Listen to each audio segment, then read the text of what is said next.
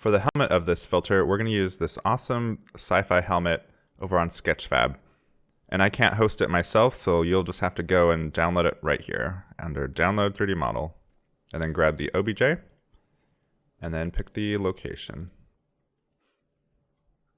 And then just unzip all the contents in that folder.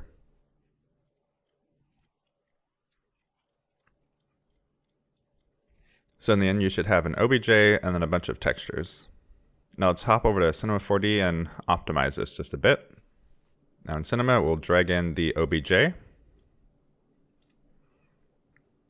And then I'm just going to grab the diffuse just so we can see what we're doing. And I'll delete this default material.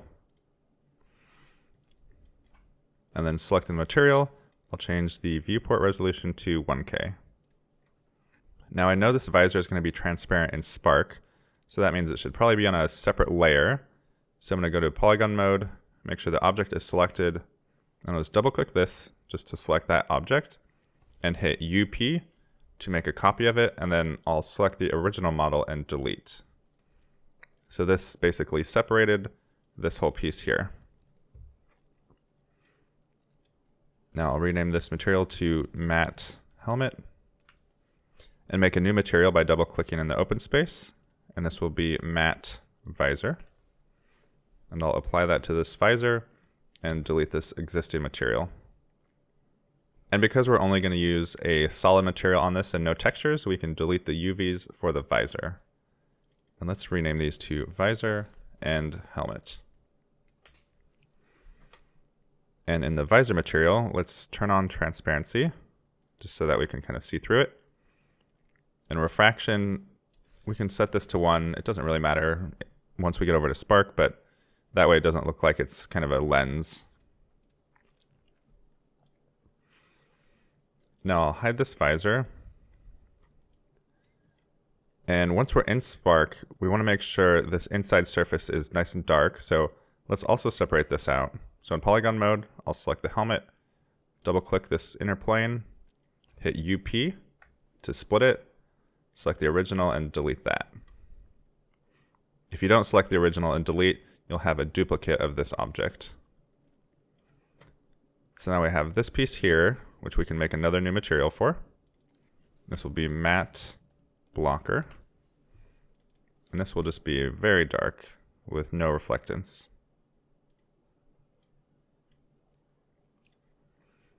And assign that to this piece. And we'll rename this to Blocker. And this doesn't need UVs or normals. And then we can delete this extra material tag here.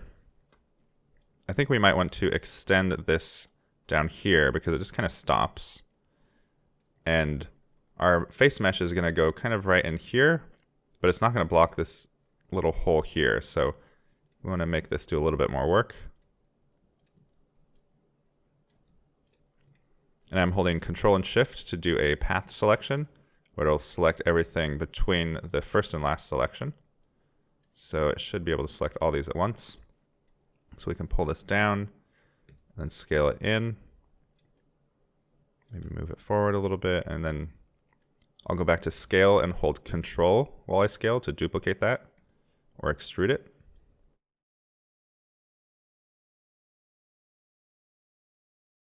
And just kind of make this path where it doesn't intersect anything while still blocking as much as possible. And because this is symmetrical, we can actually go to the front, go to polygon mode, hit 0 for a rectangular selection, just delete that half. So we just want to build out this one half, and then we can duplicate it along this axis. Let's actually do that now. We'll go up here, go to symmetry, and then drag this blocker right inside. So now as we work, this side will be duplicated. So I'm just going to grab these points and just kind of move them forward, filling in these holes.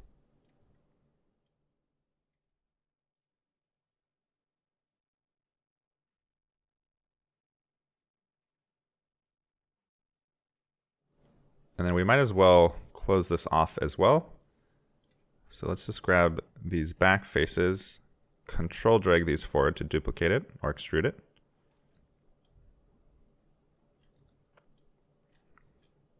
And then hitting KL, we can add some edge loops so that we can connect all these together. And then hitting ME to go to polygon pen tool. We can just drag these and weld these together.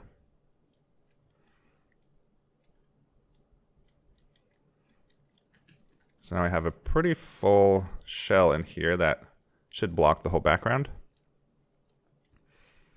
And if you want to soften some of these edges, you can hit Shift-C to open up this little search widget and type in smooth to get the smooth brush or the smooth sculpting tool. And you should be able to just kind of paint on here, and obviously it's quite strong, so middle click and drag down to vastly reduce the strength of this. Then you can just kind of smooth those out if you want. Doesn't really matter because this is going to be a dark material, but I don't know, sometimes it's nice to have smoother polygons. And for this, because it's going to be dark, we don't want any hard angles, so we can turn up the Phong angle to maximum and turn off use edge breaks. So now if we deselect this, we have a nice solid smooth black surface in there from pretty much all angles. And if you want to really go for it, you can kind of fix some of this overlapping stuff that was already in the model, but I'll leave that up to you. I'm just going to leave it as is. Now on the back of this model, we have some extra details we probably don't need. I think these pipes don't add too much. There's these little points back here we'll never see. There's a few of them. If you hit UF, you can go to fill mode, where it'll fill the entire object island. And again, I don't know why my render looks so rough when it highlights. Still haven't figured out that bug.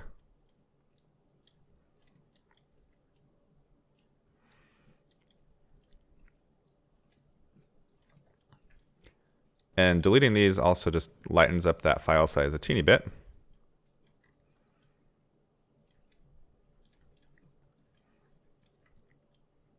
So this looks good from all angles. Now if we look at this front piece from the side, our body's going to be kind of going back as if we're flying, but our head's kind of bending back a little bit and looking forward. So we might want to curve this or delete some of this as well. So I'll select the helmet, go to polygon mode. I think I'm just going to delete this protrusion here. And that might be enough, but I think I'll still bend a little bit of this back. So I'll just select these two polygons, hit E to go to the move tool, enable soft selection, and now we can dial this down until just the bottom section is being affected. You can see that gradient shifting. And right now it's set to linear, but I think Bell is a little bit smoother because it kind of has a more gradual curve. And then switching to side mode, we can see what we're doing a little bit better. So I'm just going to drag this back and then rotate it just to give this a little bit more of a curve. It's subtle, but it just makes this stick out less. We can actually probably delete this whole section here because our body is going to be kind of right in this direction. So going back to the side, selecting in polygon mode and the helmet. And actually up here, I'm going to click and hold and go to lasso selection. And I'm going to drag just kind of a selection right in here. And then hitting E again, I can turn off the soft selection. And then hitting 9 to go to paint mode. Just going to kind of fix a little bit of this selection.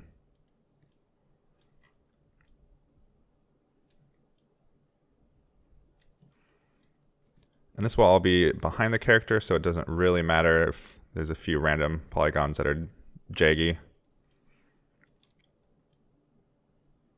Yeah, I don't think we'll even notice a difference there. And then this whole latch system can also go. So we could use the paint tool, or switching back to lasso selection again, we can just draw right in here, delete that piece, and then just kind of manually delete these.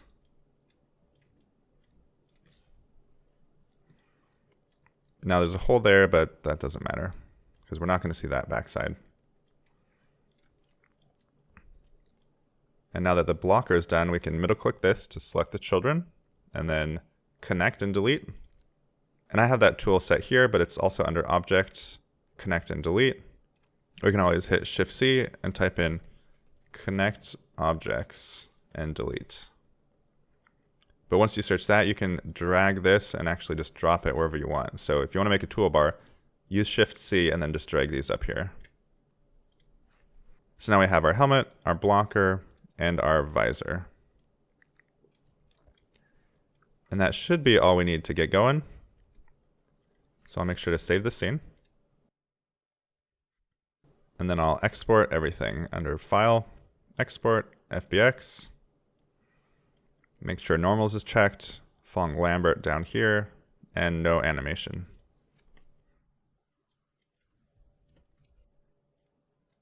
So that should be it for Cinema. Now back in Spark, I think I might have rotated this body a little bit, but it's basically in the same spot. I also re-imported and renamed these textures to be a little tidier. So now before we import the helmet, let's actually take a look at the materials. We have the diffuse, and it looks like this does have some alpha information. You can see the visor area is lighter and darker, although we're doing visors separately, so that doesn't really affect us. Then we have the AO, which we'll use in the occlusion. The cavity map, which we probably won't need, although we could use it and multiply it along with the AO. We have the emission, which just has a few little details. There's an alternate diffuse here that's more green rather than orange. Metalness, the normal map, and roughness. So because we're doing the visor separately, we don't have to worry about alpha channels at all, so we can make everything a JPEG and ignore alpha entirely. So I'll make a folder for our compressed files and call it crushed. And I'll start crushing some of these. First, we'll start with the diffuse, emissive, and the normal map. I'll convert these to JPEG, turn the quality to 1, and make sure 1024 is set. And then crush them. Once completed, you can save to a folder and save to your crushed folder.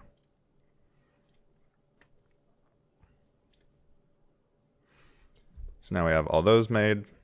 Now we have to figure out the ORM. So we have the AO map, which will be occlusion, the roughness, which is roughness, and metallic. But right now these are 3 separate images, so we have to combine them somehow. And for this case, we'll use Affinity Photo. And we'll drag these 3 in. So we have the O, the R, and the M. And of course, got to line them up. And the way to do it in Affinity Photo is a little confusing at first, but once you get the hang of it, it's pretty handy. So we'll make a new pixel layer. And this layer is totally empty. So first, let's rename it to ORM. Now down here, you can see ORM alpha is black. So we want this to be white. So if we just right-click this, we can click Fill. So now there is alpha, but there's no color information. So it's just this black solid. And you can see down here, it says intensity and alpha, intensity and alpha. And there's no RGB channels. And that's because this is set to grayscale.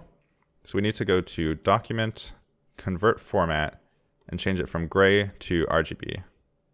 And now watch over here, and you should see more channels are created. And our AO channel got renamed to background. So I'm just going to rename this to AO, roughness, and metal, just to tidy it up. Now the way we're going to do this is we're going to take the information out here, convert it to a channel, and then input that channel into this one layer up here. So I'll hide this, and we want to go in order. So ORM is going to be red, green, and blue. So we want occlusion first, which is AO. And you can see down here there's composite red, green, and blue channels. Also the AO red, green, and blue channels. And because this is a grayscale, these 3 channels should be the same. So if we just isolate the blue, even though it renders blue, it's going to have the same information as the red channel. So we can take any of these channels, right-click, and create a spare channel.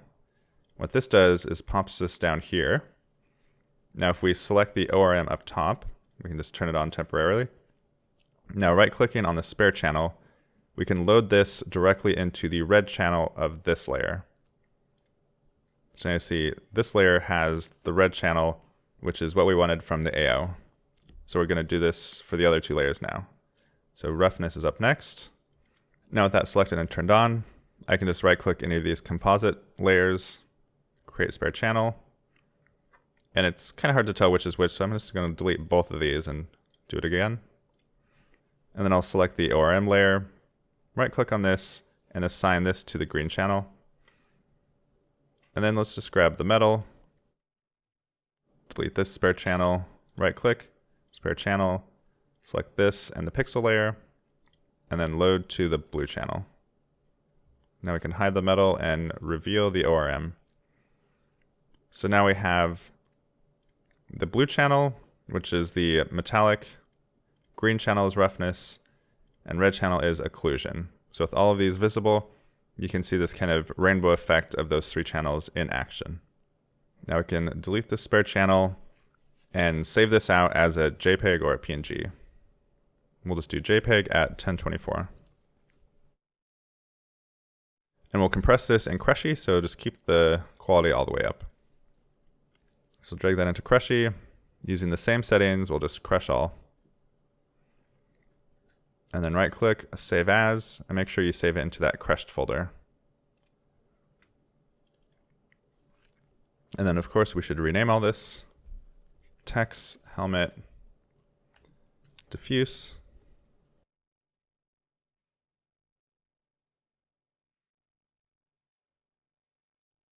So now I have the 4 textures we need for the helmet. So let's drag in the helmet FBX that we optimized earlier. And we can just drop that into our scene hierarchy, make sure all the pieces are there. Then go over to your textures, and drag those 4 in. And Spark will try to compress them, so click no compression. Now let's set this up. Let's select the matte helmet over here and assign all the textures. So we have helmet diffuse, helmet normal, and we don't have specular. We need to switch to physically based for the ORM. And then the emission. And for emission, make sure the color is set to white, because you can see that reveals these pieces here. For the ORM, we need to crank these all the way up for that to take effect. And it's totally black because we don't have any lights, so we need to add an environment, which we have this night here. So now we have all that set up, and it looks like it's shiny where it should be and not where it's not. And of course, the visor is still totally black, so let's select the visor material, switch to physically based. Under environment, we'll turn that on, drop in that night. So we get something here. Now I want this to be a little bit more contrasty, so we can crank up this metallic quite a bit, maybe even all the way. And instead of being a replace blending mode, we can choose to be add, screen, or alpha. I think screen makes sense. That way you can see through it and it still just adds brightness to it. And then you can always turn this down to kind of make it a little bit more manageable. And currently the visor is below the blocker and the helmet in the hierarchy. If we switch this, and that will break this model, which is fine.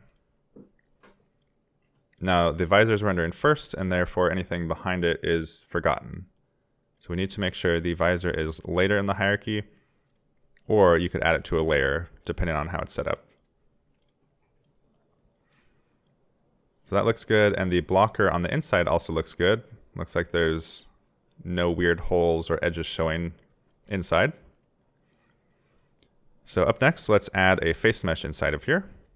So in the helmet, right click, add face mesh. And it looks like it threw that way over inside the face tracker. And currently I don't have any faces in the scene, so I'll turn on this video. So now the face actually appears. And we don't want it to be in the face tracker, we want it to be in the helmet, so I'll drag that out into the helmet. And now I just need to place it right in where it should be. So that seems about right. And we don't want the eyes or the mouth holes to be visible, so we'll disable those. And we obviously need a face to be rendered in here, so in the face tracker, under texture extraction, we'll hit the plus here, and that will make this texture down here. So back in the face mesh, we can add a new material. Rename that to matte face. We'll keep this as either standard or physically based. I think standard might look fine for this, because we're not going to really use the environment reflection. Under texture, grab that face tracker. And there still are no lights in this scene, so let's actually add a light inside of the helmet as if it's like a futuristic sci-fi helmet that has those, bright lights shining on your face. So I'll add a point light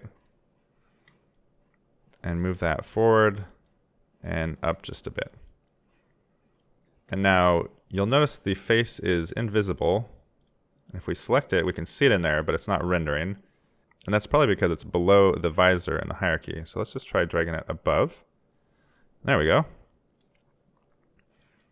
And it looks really low res here because I have this small. If I make this larger, this will increase, which is fine. It'd be nice if this was higher res, even if this was small, but whatever. And so now you can see the effect of this point light. As we move it around, the face gets illuminated.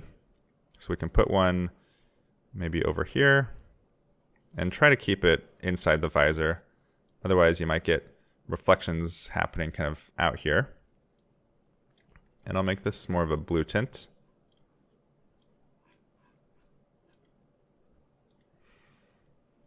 And we can duplicate that, bring it to the other side, and also make this blue, or you could make it red, just to have more contrast.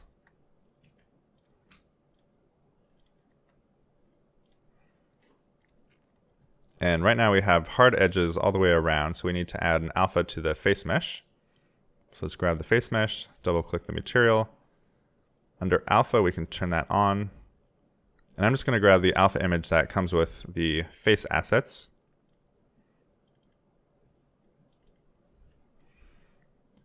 And I actually have a softer version that I made that's just a more blurry version of the default one.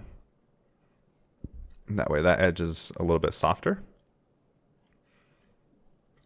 So now we have this face pretty well integrated into the helmet. I guess if you look all the way at this side, you can see through it, but I don't think that'll be possible with Spark's tracking, so we should be fine there.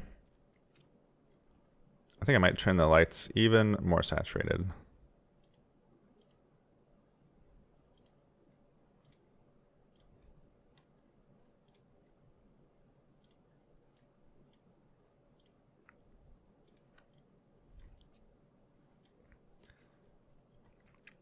So now we have the helmet set up, the face integrated. Now we just have to connect it to the body because this does not look healthy. So we need to find the body, and then inside of the skeleton, we want to find the neck joint. If I turn the skeleton back on, we want to attach it to this joint here. So it looks like neck or head would be good. Maybe let's just throw it under the head, which is that very last joint here. So we'll grab the helmet and drag it all the way into the head. And right away you can see it's tracking properly. I'm going to pause it real quick so we can line this up better.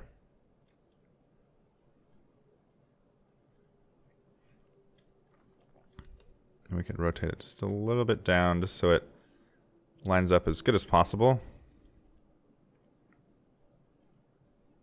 And the flying body isn't perfectly symmetrical or, lined up with this axis necessarily, so you might have to tweak the position and rotation of this just a little bit.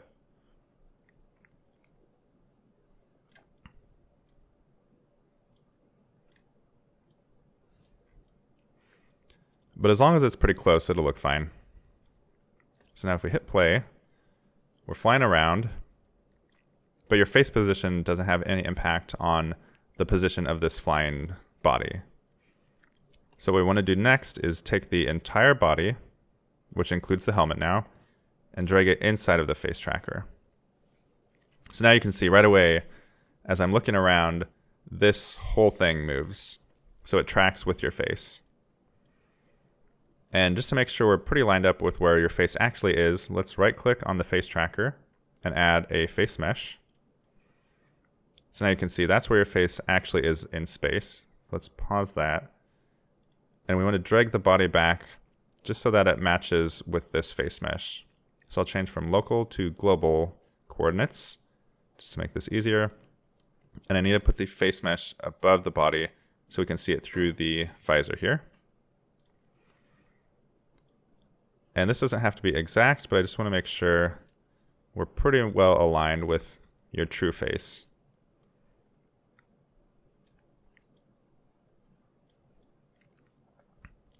So it looks like that's pretty close. I can delete that face mesh now. So now I turned on my camera so I can actually interact with this. So you can see as I rotate around, the whole scene rotates with me, but my face stays totally locked in. And even when I go side to side, we don't get any rendering issues because the face mesh is pretty much aligned with how it should be.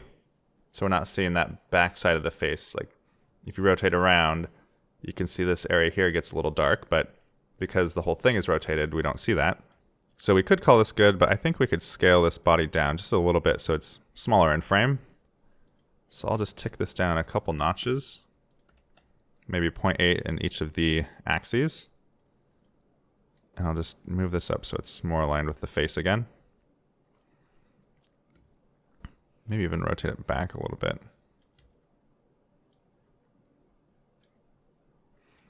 And to double check the reference to the actual face, you can just drop another face mesh in there. So now I can see I need to move that body forward.